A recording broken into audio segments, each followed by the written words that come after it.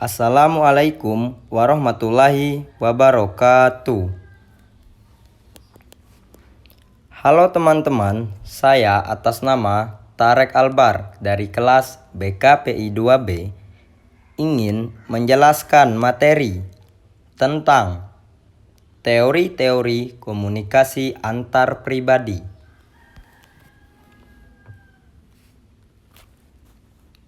Teori-teori komunikasi antar pribadi ada 3. Untuk yang A, model komunikasi antar pribadi, dan B, teori interaksi simbolik.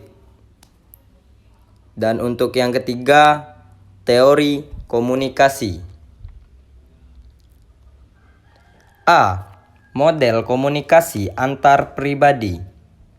Adapun model-model komunikasi antar pribadi yaitu antara lain sebagai berikut di bawah ini. 1.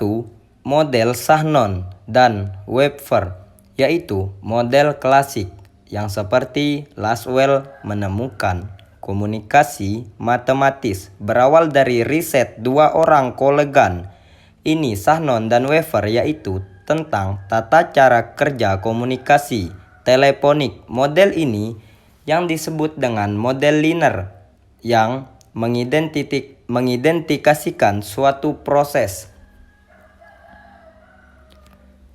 Dan untuk yang kedua, model Osgood dan Shakram.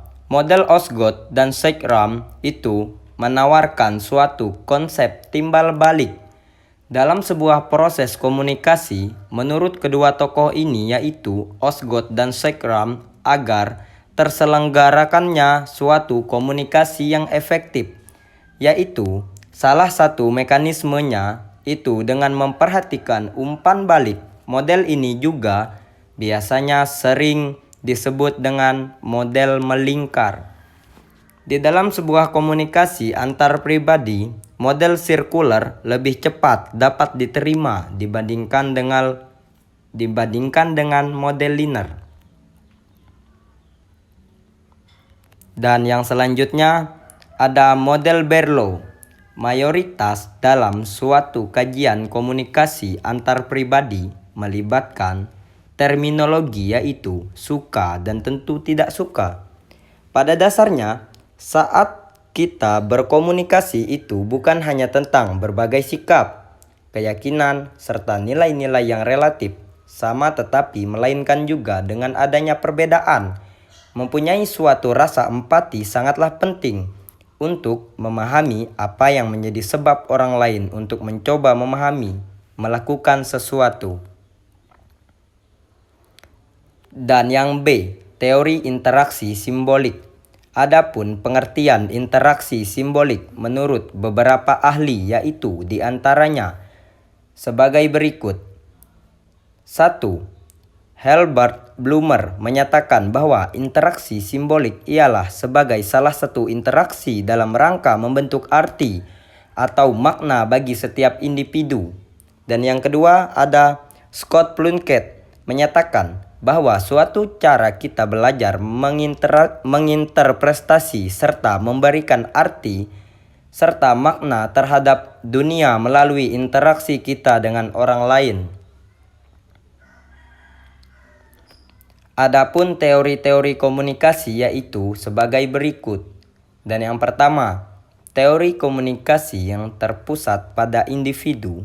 Teori pada bagian ini menyajikan serta membahas tentang keunggulan dalam memahami bagaimana individu-individu menghasilkan, merencanakan, serta memproses pesan-pesan dari komunikasi itu sendiri.